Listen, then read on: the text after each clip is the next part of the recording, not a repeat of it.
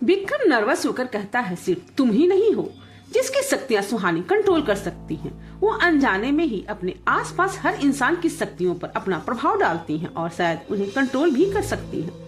विक्रम का जवाब सुनकर युवराज, सुहानी, निशा और विवेक दंग रह जाते हैं। सुहानी लगभग चीखते हुए कहती है, तुम झूठ बोल रहे हो, मैं ऐसा कुछ भी नहीं कर पाती। विक्रम सुहानी को देखते हुए कहता, मैं झूठ बोल नहीं रहा हूँ, अगर चाहो तो तुम समायरा से पूछ लो। मुझे यकीन है कि अब तक उसे भी इस बात का एहसास हो चुका होगा, और उस रात पद्मिनी भी। विक्रम इतना ही कह पाया था तभी उसकी नजर युवराज पर जाती है, जो गुस्से और हैरानी से विक्रम को ही देख रहा था। युवराज को देखकर विक्रम को ऐसा लगता जैसे युवराज अपनी आंखों से विक्रम को आगे कुछ भी कहने से मना कर रहा है। विक्रम को अपनी जिंदगी प्यारी थी, इसलिए वो खामोश हो जाता है। युवराज इस वक्त सुहानी, निशा और विवेक को इस उलझे हुए मामले में नहीं घसीटना चाहता था। सुहानी विक्रम पर दबाव डालते हुए कहती है, तुम चुप क्यों हो गए? तुम पद्मिनी के बारे में क्या कहना चाह रहे थे? क्या तुमने पिछले 3 सालों में पद्मिनी को कहीं देखा है? सुहानी के इस सवाल के बाद विक्रम की नजर फिर से युवराज पर जाती, जो गुस्से से वार्निंग देते हुए उसे ही घूर रहा था।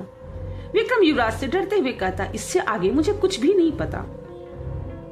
सुहानी, निशा और विवेक साफ देख पा रहे थे कि विक्रम इस वक्त झूठ बोल रहा है। विवेक अपना हाथ विक्रम की तरफ बढ़ाते हुए कहता है, अब तुम सच बताओगे या मैं कोई दूसरा तरीका अपनाऊं? विक्रम विवेक की बात सुनकर और भी ज्यादा घबरा जाता है।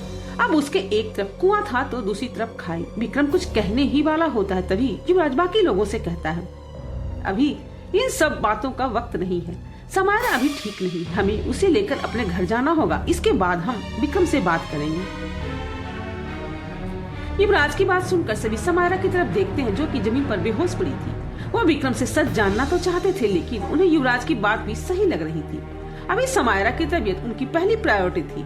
निशा समायरा की बात से सहमत होकर कहती, चलो समायरा को घर लेकर चलते हैं। इसके बाद वो सब विक्रम को सही जगह पर छोड़कर कार से दीवान मिला की तरफ बढ़ जाते हैं। युवराज को अभी भी इस बात का अफसोस था कि वो अभिज्ञान से अपने सवालों के जवाब नहीं ले पाया था।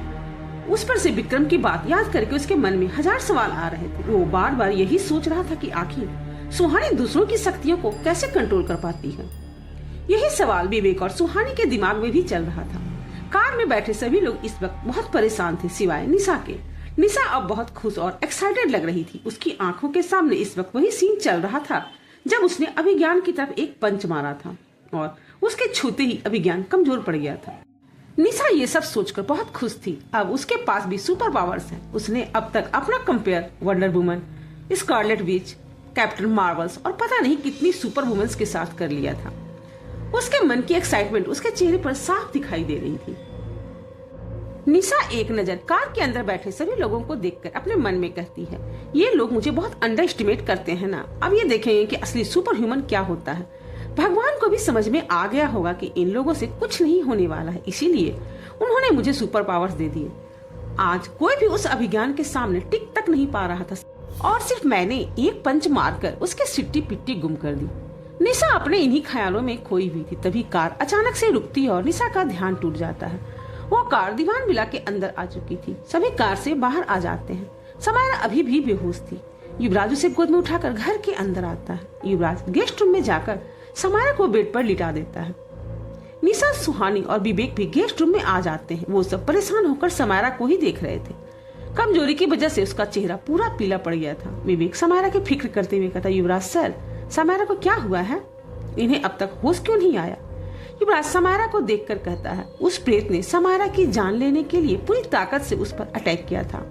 वो बहुत पावरफुल था, इसीलिए समायरा की ये हालत है, लेकिन इसे जल्द ही होश आ जाएगा।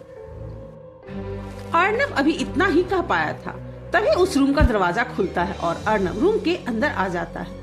अर्नब के चेहरे पर डर और फिक्र एक साथ देखी जा सकती थी। आज वो समायरा के साथ सिंघानिया मेंशन नहीं जा पाया था, क्योंकि वो शहर में होने वाली मौतों की वजह से कहीं फंसा हुआ था। अर्नब कमरे के अंदर आकर बेड पर बैठ जाता है और समायरा का हाथ पकड़कर उसे देखने लगता है। युवराज ने पहले ही फोन पर अर्नब को समायरा के बारे में बता दिया था। विवेक अर्नब को दिलासा देते हुए कहता, अर्नब सर, आप परेशान मत होइए, समायरा को कोई खतरा नहीं है, कुछ ही देर में उन्हें होश आ जाएगा। इसके बाद अर्नब युवराज से समायरा की कंडीशन के बारे में कुछ बातें करने लगता है। युवराज की सारी बातें सुनकर अर्नब कहता है, अब आप भी बहुत थक गए होंगे, जाकर आराम कर लीजिए, मैं यहाँ समायरा के साथ हूँ। अर्नब की बात सच थी। आज की रात उन सब के लिए बहुत भारी थी। युवराज अर्नब के कंधे पर अपना हाथ रखकर कहता है, जैसे ही समायरा को होश आता है आप मुझे कॉल कर देना। अर्नब हाँ में अपना सर हिला देता है। इसके बाद युवराज बाकी लोगों को देखकर रूम से बाहर जाने का इशारा करता है और सभी वहां से चले जाते हैं। गेस्ट रूम से बाहर आने के बाद युवराज विवेक से कहता, तुम ठीक हो? विवेक हाँ में अपना सर हिलाते हुए कहता, अब मैं बिल्कुल ठीक हूँ। हालांकि उसके चेहरे पर कमजोरी साफ दिखाई दे रही थी। निशा विवेक को घमंड और मुस्कुराहट के साथ देखते हुए अपने मन में कहती, क्या खाक ठीक है? मुझे तो पहले से ही लगता था कि इसे भैरवनाथ के पावर्स मिलने ही नहीं चाहिए थे। इतने पावर्स होने के बाद भी ये हमेशा ढेर हो जाता है। मुझे देखो, बिना पावर्स के भी मैं इन लोगों से कहीं ज्यादा कमाल करती हूँ। अब तो मेरे पास पावर्स भी हैं, अब उस साये की खैर नहीं। ये सोचकर निशा एक्साइटेड होकर युवराज से कहती, युवराज सर आपको क्या लगता है मुझे अपने पावर्स का कैसे इस्तेमाल करना चाहिए? निशा की बात सुनकर सुहानी और विवेक को भी वो पल याद आता है जब निशा के छूने से ही अभिज्ञान की हालत खराब हो गई थी।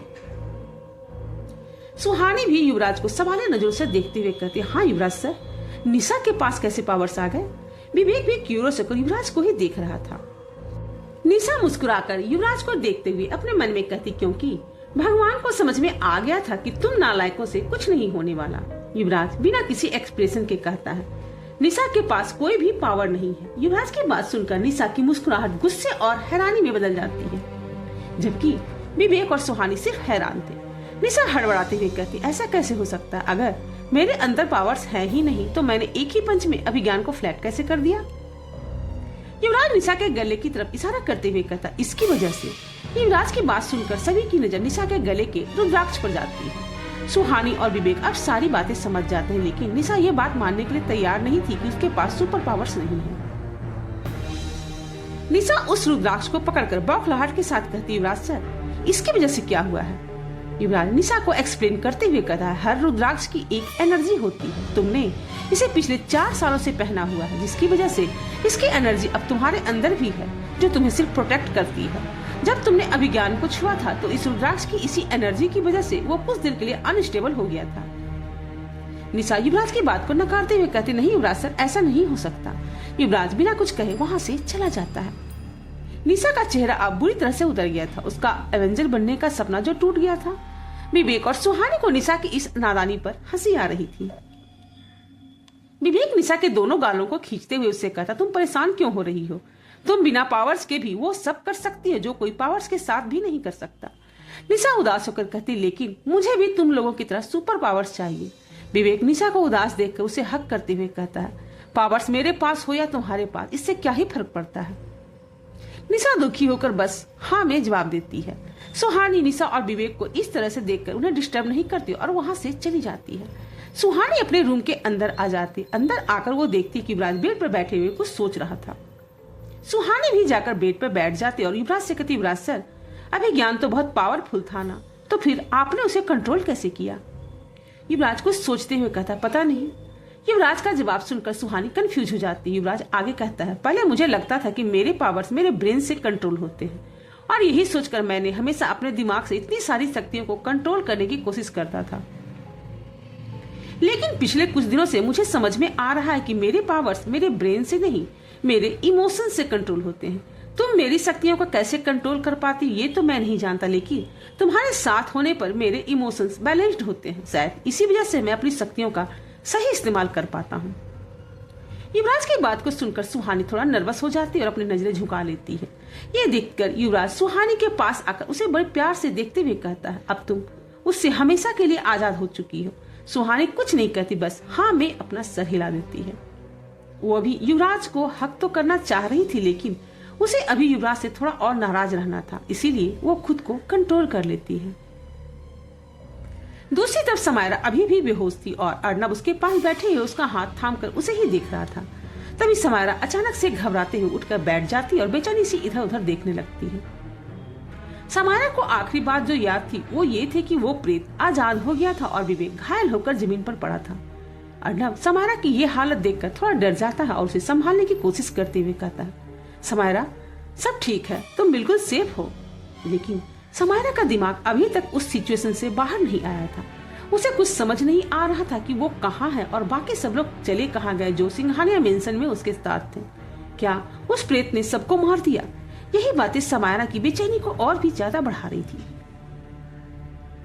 ये देखकर अर्नब समायरा के लिए और भी ज्यादा घबरा जाता है और उसके पास जाकर उसे कसकर गले से लगा लेता है। समायरा अभी भी उतनी ही बेचैन थी और परेशान थी। वो अपनी पूरी ताकत लगाकर अर्नब को खुद दूर करने की कोशिश करने लगती है, लेकिन अर्नब ने उसे बहुत जोर से पकड़ रखा था। वो समायरा को बिल्कुल भी नहीं छोड़ता। कुछ देर तक छटपटाने के बाद समायरा रिलैक्स होने लगती है और उसे अर्नब के अपने साथ होने का एहसास होता है। अर्नब बड़े आराम से समायरा की पीठ सहलाते उसे शांत करने की कोशिश कर रहा था। कुछ देर के बाद समायरा बिल्कुल शांत हो जाती है। वैसे तो अर्नब की बाहों में उसे बहुत अच्छा लगता था, लेकिन उसे अब थोड़ा अनकंफर्टेबल फील होता है और धीरे धीरे वो अर्नब से अलग हो जाती है। ये सिचुएशन हमेशा की तरह उन दोनों के लिए ऑकवर्ड थी। वो दोनों अलग होकर एक दूसरे को ना देखकर इधर उधर देखने लगते हैं। अर्नब अपना गला साफ करते हुए कहता है, अब तुम कैसा फील कर रही हो? समायरा सीरियस टोन में धीरे से कहती है, मैं ठीक हूँ। ये कहते ही समायरा को जैसे कुछ याद आता है और वो फिर से हल्की बेचैनी के साथ अर्नब की आंखों में देखकर कहती है, बाकी सब कैसे हैं? और विवेक कैसा है? उसे किसी ने चाकू से मारा था और वहां पर क्या हुआ था? अर्नब समायरा की बाहों को पकड़ते हुए कहता है, सब ठीक है, सब सारी चीजें कंट्रोल में है, तुम परेशान मत हो। अर्नब की बात सुनकर समायरा थोड़ा रिलैक्स होती है और फिर उसे एहसास होता है कि उसकी बॉडी कुछ ज्यादा ही कमजोर लग रही है। अभी भी उसका सर घूम रहा था। समायरा अब अपना सर पकड़ लेती है। उसके चेहरे पर इस वक्त दर्द के भाव थे। अर्नब समायरा को इस तरह से देखकर परेशान हो जाता और उसकी बाहों को पकड़कर उसकी फिक्र करते हुए कहता, समायरा क्या तुम्हें ठीक नहीं लग रहा है? समायरा कोई जवाब नहीं देती, वो बस अपना सर पकड़कर बैठी रहती है। अर्नब ये देखकर घबराने लगता और वो फौरन युवराज को कॉल कर देता है। कुछ देर के बाद युवराज अर्नब और समायरा के साथ गेस्ट रूम में था। अब समायरा पहले से बेहतर थी। युवराज समायरा को देखते हुए कहता, अभी तुम कमजोर हो, तुम्हें कुछ दिन आराम करने की जरूरत है। समायरा युवराज की बात को टालते हुए कहती है, वहाँ क्या हुआ था? समायरा के पूछने पर युवराज उसे सारी बातें बता देता है। पूरी बात सुनकर समायरा थोड़े गुस्से में आगे कहती है, विक्रम कहाँ पर है? युवराज बिना किसी भाव के जवाब देता है, मैंने उसे एक सेफ जगह में रखा है, वो वहाँ से भाग नहीं पाएगा। वो तुम्हारा शिकार है, तुम जो चाहो उसके साथ कर सकती हो। ये सुनकर समायरा फिर से शांत हो जाती है। कुछ सोचते हुए युवराज आगे कहता है, तुमने मुझे पहले क्यों नहीं बताया? समायरा क्यूरियस होकर कहती, क्या? युवराज समायरा की आंखों में देखते हुए कहता है, यही कि सुहानी सिर्फ मेरी ही नहीं बल्कि हर किसी की शक्तियां कंट्रोल कर सकती है। युवराज की बात सुनकर समायरा का चेहरा और भी ज्यादा सीरियस हो जाता है, लेकिन इस वक्त उसके चेहरे पर हैरानी बिल्कुल भी नहीं थी।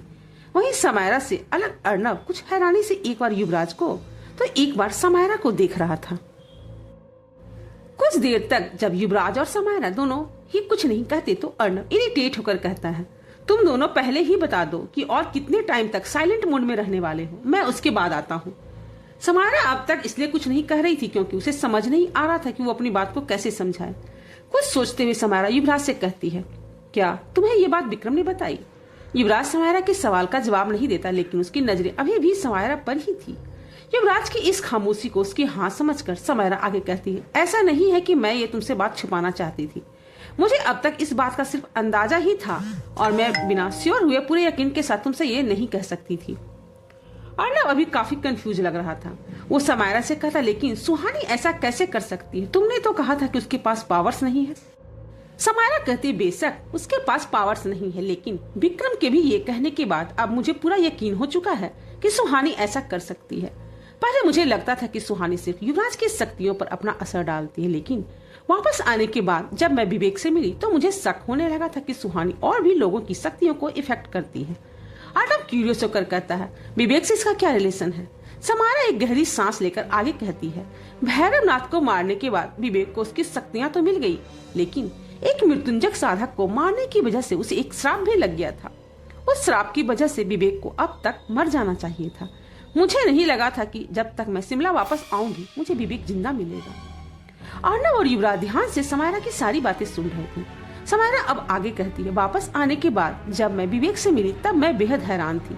विवेक ना सिर्फ जिंदा था बल्कि वो भैरवनाथ की शक्तियों को इस्तेमाल भी करने लगा था। वक्त के साथ मुझे शक होने लगा कि ये सब उसके सुहानी के साथ होने की वजह से ही हुआ है। शायद यही वजह थी कि भैरवनाथ के गुरु ने विवेक को ही भैरवनाथ को मारने के लिए चुना था। काफी देर तक खामोश रहने के बाद युवराज कहता, तुम्हें क्या लगता है सुहानी ऐसा क्यों कर पाती है? क्या उसकी माँ या नानी भी ऐसा कर पाती थी? समायरा फौरन कहती नहीं, उस प्रेत ने साफ साफ कहा था कि वो सदियों से सुहानी का इंतजार कर रहा था। इसका मतलब साफ है, सुहानी उन सबसे अलग है। इसीलिए मैंने तुमसे कहा था कि सुहानी के बारे में ज्यादा से ज्यादा इंफॉर्मेशन निकालो। युवराज वहां से उठते हुए अर्णव से कहता है, समायरा का ध्यान रखना। ये कहकर युवराज वहां से चला जाता है। अपने रूम में आकर युवराज देखता है कि सुहानी अब तक सो चुकी थी। युवराज सुहानी के पास जाकर बैठ जाता है और उसके चेहरे को देखने लगता है। कई दिनों बाद वो आज इतनी सुकून भरी नींद से सो पा रही थी। युवराज इस वक्त काफी परेशान था। ऐसा पहली बार हुआ था कि अपनी पूरी ताकत लगाने के बाद भी वो किसी इंसान की इंफॉर्मेशन नहीं निकलवा पा रहा था। युवराज ने राघव को हर तरह से टॉर्चर करके देख लिया था, लेकिन वो अपना मुंह खोलने को तैयार ही नहीं था। राघव ने यह डिसाइड कर लिया था कि उसे कितनी भी तकलीफ हो या फिर उसकी जान ही क्यों न चली जाए, वो अपना मुंह नहीं खोलेगा। यही सब सोचते हुए सुबह के 4 बज जाते हैं। जैसे ही 4 बजता है, युवराज अपनी कार की उठाकर वहां से चला जाता है। कुछ देर के बाद युवराज एक कमरे में विक्रम के सामने बैठा था। विक्रम खौफ भरी निगाहों से युवराज को ही देख रहा था। युवराज उसे गुस्से से घूरते हुए कहता है, मैं तुझे ज्यादा वक्त नहीं दूंगा, जो भी जानता है जल्दी बता। विक्रम घबराते हुए युवराज से कहता है, उस प्रेत से मुझे सिर्फ इतना ही पता चला था कि उस साये ने उसे सुहानी के पूर्वजों को पूरी तरह से खत्म करने के लिए कहा था। युवराज कहता, लेकिन उस साये ने ऐसा क्यों किया था? विक्रम आगे कहता, ये तब की बात है जब वो इंसानी रूप में था। वो पहले ही बहुत ताकतवर था और उसने कई अघोरियों को मारकर ऐसे प्रेतों को आजाद किया था और उन्हें कुछ परिवारों को पूरी तरह से खत्म करने के लिए कहा था। बाकी के प्रेतों ने अपना काम पूरा कर लिया था, लेकिन सुहानी के पूर्वजों में से एक उस प्रेत से बचकर भाग निकला था। कई 100 सालों के बाद उस प्रेत ने फिर से उसे ढूंढ लिया, लेकिन फिर पता नहीं उसे क्या पता चला कि उसने उन लोगों को नहीं मारा और उनका वंश आगे बढ़ने दिया। वो सुहानी का इंतजार कर रहा था। ये सुनकर युवराज विक्रम पर दबाव बनाते हुए कहता है, उसे कैसे पता चला था कि इस वंश में सुहानी आने वाली है और उसके पास कुछ एबिलिटीज होंगी? वो सुहानी का इंतजार क्यों कर रहा था और वो साया उसके साथ क्या करने वाला था? विक्रम लगभग गिड़गिड़ाते हुए कहता, मेरा विश्वास करो, इससे ज्यादा मैं कुछ नहीं जानता। वो प्रेत मेरा दोस्त नहीं था जो वो मुझे सारी बातें बता देता। वो हर वक्त बहुत गुस्से में होता था। मैंने बड़ी मुश्किल से उससे इतनी ज्यादा इन्फॉर्मेशन निकाली थी। विक्रम की सारी बातें सुनकर युवराज किसी गहरी सोच में डूब जाता है। अगले दिन शाम का वक्त था। सुहानी, निशा और विवेक अपना काम खत्म करके ऑफिस से बाहर निकल रहे थे। बाहर आने के बाद विवेक की नजर किसी पर पड़ती है और उसे देखकर ही विवेक के चेहरे पर गुस्से के भाव आने लगते हैं। निशा विवेक के चेहरे को देखकर कहती, क्या हुआ, तुम्हारे चेहरे पर 12 क्यों बज रहे हैं? विवेक एक लड़के की तरफ देखकर कहता, ये लफंगा यहाँ क्या कर रहा है? विवेक की बात सुनकर निशा और सुहानी दोनों की नजर सामने खड़े लड़के की तरफ जाती है, जो उन तीनों को ही देख रहा था। निशा उस लड़के को देखकर कुछ सोचते हुए कहती है, ये चीरी यहाँ क्या कर रहा है? ये कहकर निशा उसकी तरफ बढ़ जाती है। विवेक निशा को उसके पास जाने से रोकना चाह रहा था, लेकिन निशा उससे पहले ही वहां से निकल जाती है। विवेक गुस्से से निशा और चेरी की तरफ देखते हुए कहता है, मुझे समझ में नहीं आता कि निशा इन गधे से मिलती ही क्यों है। सुहानी भी उन दोनों को देखते हुए कहती, विवेक ये सब निशा के एजेंट्स हैं। पिछले 3 सालों में इन्हीं लोगों ने कई इंपॉर्टेंट इन्फॉर्मेशन देकर सीक्रेटली हमारी बहुत ज्यादा हेल्प की है। विवेक चिढ़ते हुए कहता, क्या खाक एजेंट है? इस लड़की ने कॉलेज के सारे लफंगों को अपना खबरी बना रखा है। ये कॉलेज का एग्जाम तो पास तक नहीं कर पाते थे और यहाँ जेम्स बॉन्ड बनकर घूम रहे हैं। इनके साथ निशा को देखकर मुझे उसकी फिक्र होती है। सुहानी विवेक की बात को लाइटली लेते हुए कहती, तुम्हें निशा की फिक्र करने की कोई जरूरत नहीं है। वो इन लोगों को आराम से हैंडल कर सकती है और सच कहूँ तो निशा के सामने तो मुझे ये सब भी शरीफ ही लगते हैं। मुझे तो चेरी निशा का रॉबिन लगता है। ये कहकर सुहानी जोर जोर से हंसने लगती है। विवेक सुहानी की बातों पर ध्यान नहीं देता। वो गुस्से से एकटक निशा और चेरी को ही देख रहा था। इधर निशा चलते हुए चेरी के पास जाकर कहती, चेरी तू यहाँ क्या कर रहा है? तू तो किसी जरूरी काम से मुंबई में ही रुक गया था ना?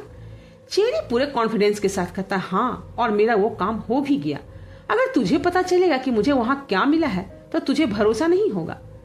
निशा चेरी को हल्के में लेते हुए कहती, बकवास मत कर, सीधे सीधे बता हुआ क्या है। वैसे भी जब से तेरे हाथ से सुहानी के नाना जी निकले हैं ना, मेरी नजरों में तेरा इंप्रेशन खराब हो चुका है। चेरी निशा की बात को इग्नोर करते हुए अपना फोन बाहर निकालता है और उसे कुछ बताते हुए फोन की स्क्रीन निशा के सामने कर देता है। निशा अपनी आंखें फाड़कर फोन की स्क्रीन को देखने लगती है। थोड़ी दूर पर खड़े सुहानी और विवेक भी निशा की इस हैरानी को नोटिस कर रहे थे। वीडियो पूरा होने के बाद चेरी अपना फोन पीछे लेकर निशा से कहता है, तो अब बता, तेरी नजर में मेरे इंप्रेशन का क्या स्टेटस है? निशा खुशी से उछलते हुए चेरी को गले से लगा लेती है। निशा के इस मूव से दो लोग बिल्कुल हैरान रह जाते हैं, पहला विवेक और दूसरा खुद चेरी। विवेक ये सब देखकर चिढ़ते हुए कहता है, ये निशा क्या कर रही है, उसने उस लफंगे को हक क्यों किया है। सुहानी विवेक की खिंचाई करते हुए कहती है, मैंने तो तुम्हें पहले ही कहा था कि निशा को ज्यादा चिढ़ाया मत करो, ये देखो लगता है कि अब तुम्हारी जगह किसी और ने ले ली है। विवेक का मन कर रहा था कि वो चेरी का सर फोड़ दे, लेकिन उसमें पेशेंस था, वो खुद को ऐसा करने से रोक लेता है। चेरी भी निशा के हक करने से पूरी तरह से अनकंफर्टेबल हो गया था। निशा ने उसे अपनी पूरी ताकत से पकड़ा हुआ था, लेकिन चेरी के हाथ अभी भी हवा में थे। चेरी परेशान होकर कहता, निशा ये तो क्या कर रही है। निशा चेरी से अलग होकर अपनी पूरी स्माइल के साथ कहती है, मैं तेरे काम से बहुत खुश हूँ, तू बता तुझे क्या चाहिए, आज मैं तेरी हर विश पूरी करूंगी। निशा की बात सुनकर चेरी के चेहरे पर चमक आ जाती है और वो थोड़ा शर्माते हुए कहता है, अगर तू मेरे लिए कुछ करना ही चाहती है तो मुझे सुहानी से मिलाना। निशा अपना मुंह बनाकर कहती, क्या। चेरी उसी तरह से शर्माते हुए आगे कहता, तू तो जानती है ना कि फर्स्ट ईयर से ही मुझे सुहानी पर क्रश था, लेकिन आज तक मेरी उससे बात करने की हिम्मत भी नहीं हो पाई। निशा चेरी को ताना मारते हुए कहती, मेरे भाई तुझे नहीं लगता कि तू थोड़ा लेट हो गया है। चल ठीक है, मैं तुझे सुहानी से मिला भी दूं, लेकिन तू जानता है ना कि उसका पति कौन है, और अगर उनको गुस्सा आ गया तो तेरे साथ क्या कर सकते हैं। निशा का जवाब सुनकर चेरी डर जाता है और वो हकलाते हुए कहता, ठीक है फिर रहने दे, मुझे अभी कुछ नहीं चाहिए। निशा चेरी के आर्म पर हल्का पंच मारते हुए कहती, चल आज से तेरी सैलरी डबल। निशा की बात सुनकर चेरी के चेहरे पर फिर से एक बड़ी सी स्माइल आ जाती है। निशा अपनी बात पूरी करके सुहानी और विवेक के पास वापस आ जाती है। निशा उनके पास आकर देखती है कि वहाँ सुहानी के चेहरे पर स्माइल थी और विवेक के चेहरे पर अभी भी 12 बजे हुए थे। विवेक निशा को गुस्से से देखते हुए कहता है, ये नालायक तुम्हारे पास क्यों आया था। निशा विवेक की बात को इग्नोर करके उन दोनों के कंधे पर हाथ डालकर चलने लगती है। आगे बढ़ते हुए निशा सुहानी और विवेक को कुछ बातें बताना शुरू करती है। निशा की बात को सुनकर सुहानी और विवेक के चेहरे पर भी बिल्कुल उसी की तरह के हैरानी के भाव आने लगते हैं। कुछ देर के बाद सुहानी, निशा और विवेक युवराज के एक अपार्टमेंट में पहुंच जाते हैं। उस अपार्टमेंट में लगभग 1 दर्जन बॉडीगार्ड्स थे। वहां एक रूम से राघव के दर्द से चीखने की आवाजें आ रही थी। विवेक वहां एक बॉडीगार्ड से कहता है, क्या युवराज सर अंदर हैं? बॉडीगार्ड हाँ में जवाब देता है। वो तीनों उस रूम के अंदर आ जाते हैं जहाँ से राघव की आवाजें आ रही थी। रूम के अंदर आते ही वो तीनों वहां का नजारा देखकर दंग रह जाते हैं। उस कमरे में राघव एक चेयर पर बंधा हुआ था और उसके पूरे शरीर से खून बह रहा था। उसके ठीक सामने युवराज बैठा उसे घूर रहा था। राघव को देखकर ही समझ में आ रहा था कि उसे किस हद तक टॉर्चर किया गया होगा। राघव चेयर पर आधे होश और आधी बेहोशी की हालत में था। वो बड़ी मुश्किल से अपनी आंखें खोल पा रहा था। उन तीनों को उस रूम में देखकर युवराज उठ जाता है। उनका यहाँ आना युवराज को बिल्कुल भी अच्छा नहीं लग रहा था। युवराज उन तीनों को नाराजगी भरी नजरों से देखते हुए कहता है, तुम लोग यहाँ पर क्या कर रहे हो? युवराज की बात सुनकर निशा कॉन्फिडेंस के साथ कहती है, हम इस राघव सूर्यवंशी से सच्चाई उगलवाने आए हैं। निशा की बात सुनकर युवराज को इरिटेशन होने लगती है। वो और उसके आदमी राघव को इतना ज्यादा टॉर्चर कर चुके थे कि उतने टॉर्चर से किसी भी इंसान की जान निकल जाती, लेकिन इसके बाद भी राघव मुंह खोलने को तैयार तक नहीं था। युवराज निशा से कहता, तुम्हें क्या लगता है मैं यहाँ क्या कर रहा हूँ? क्या तुम इसे मुझसे भी ज्यादा टॉर्चर कर सकती हो? निशा बेपरवाह होकर कहती, युवराज सर आपको रहीमदास जी याद है? युवराज, सुहानी और विवेक को निशा की बात कुछ समझ में नहीं आती। निशा आगे कहती है, जब मैं स्कूल में थी तब रहीमदास जी ने मुझसे कहा था कि जहाँ सुई काम आती है वहाँ तलवार का इस्तेमाल नहीं किया जा सकता। निशा की बात सुनकर विवेक पास खड़ी सुहानी से धीमी आवाज में कहता है, आई एम शॉक्ड, इसे अपनी लाइफ की पढ़ी हुई कोई चीज याद भी है, ऐसा कैसे हो सकता है? निशा आगे बिना कुछ कहे राघव के पास जाती है और उसके सामने अपने फोन का स्क्रीन लाते हुए एक वीडियो प्ले कर देती है। अभी तक राघव की पलकें भारी होने की वजह से उसकी आंख बंद हो रही थी, लेकिन उस वीडियो को देखते ही उसकी आंखें डर और हैरानी से बड़ी हो जाती हैं। युवराज भी राघव के इस बिहेवियर को नोटिस करके चौंक जाता है। वो अब तक नहीं जानता था कि निशा राघव को ऐसा क्या दिखा रही है जिसकी वजह से वो ऐसे रिएक्ट कर रहा है। युवराज राघव को देखते हुए सुहानी से कहता है, ये सब क्या है? सुहानी युवराज से कहती, युवराज सर, जब इंसान दुनिया में अकेला होता है तो उसके लिए अपनी जान सबसे ज्यादा कीमती होती है। अगर ये आदमी अपनी इतनी बुरी हालत होने के बाद भी आपको कुछ नहीं बता रहा तो जाहिर सी बात है कि इसके पीछे कोई बड़ी वजह रही होगी। युवराज को सिचुएशन कुछ समझ में आ रही थी, लेकिन फिर पूरी तरह श्योर होने के लिए वो सुहानी से कहता, तुम कहना क्या चाहती हो? सुहानी युवराज की तरफ देख कर कहती है, ही हैज अ फैमिली, और उसकी फैमिली निशा के हाथ लग गई है। आगे के एपिसोड्स में हम देखेंगे कि राघव वो कौन से राज जानता था जो सुहानी के जीवन पर एक गहरा प्रभाव डालती है। मैं चाहती हूँ कि ये कहानियां अनवरत यूं ही चलती रहें, इसलिए आपको एक लाइक, एक शेयर और एक सब्सक्राइब करना बहुत जरूरी है। दिल से जुड़ने के लिए धन्यवाद।